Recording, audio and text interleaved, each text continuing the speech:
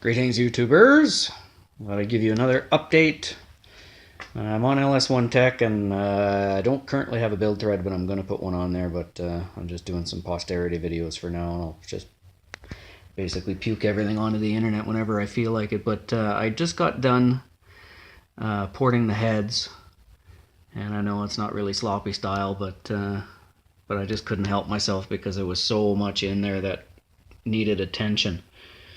And as you can see, I was quite amazed at the castings, actually, because there was quite a bit of teardropping already in the ports, and I didn't really need to remove a whole heck of a lot. I mean, I got rid of the swirl ramp, which is pretty much what everybody does. But as far as opening up the passages goes, I didn't really need to do much of anything.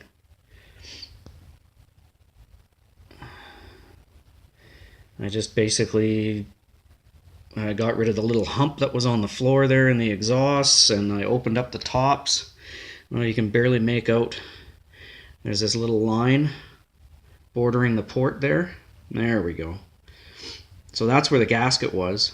So I actually have this is a flange that I got off of eBay that I'm going to build the turbo manifolds with. So I've got tubing. And I just stuck some tubing in the hole and kind of guesstimated where it's all going to end up, and there's no point in making the port any bigger than that. So I just did that. But considering, oh yeah, there goes the valve on the floor. Considering I didn't really do a whole heck of a lot, I've got, I think at least 24 hours, probably bordering on 28 hours into these things. I wasn't really keeping track that much, but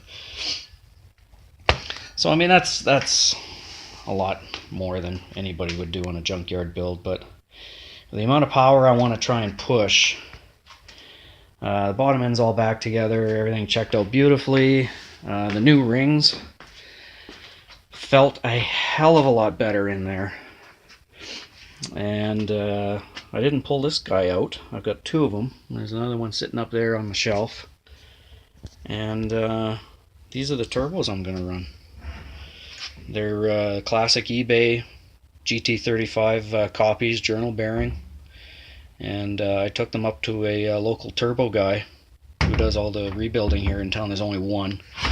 So it wasn't like I had a bunch of places I could take it to. But when I showed it to him, and we just quickly blew it apart, I'm going to get him to check the balance on it, just to make absolutely sure, because there's no evidence of balancing on the turbine wheel at all. I can't see any on this one. Actually, the other one that I pulled out of the box, it did have evidence. As you can see, that one has a little spot missing out of the nut where it looks like an attempt was made to balance it. So I don't know, we'll see.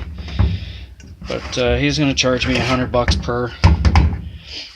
I'm going to bust it all apart and tear it down and just bring him the center cartridge in, and he'll just blow the cartridge apart and give it a quick spin on his balancing machine just to double check and make sure everything's good, and I'm going to run it just like that, which again is probably over and above what anybody would do with a junkyard build, but I thought, what the hell? The thing that usually kills these things is out of balance condition, and people under oiling them. I don't know how many threads I've read of people restricting the snot out of the oil because they're getting smoke out of the exhaust. Well, your drains suck. That's why you're getting smoke out of the exhaust. So eventually, well, it fills you with a lot of confidence, doesn't it? It's even got a sticker of approval on there that it was inspected by somebody. That's priceless. But yeah, so she's slowly coming together. I just got the valves all cleaned up. The deposits on the exhausts weren't actually that bad, but I blasted them in my cabinet anyway. I glass beaded them. Just the faces, because you can't really get in there because there's quite a bit of a dish in there. So, and that's it for now.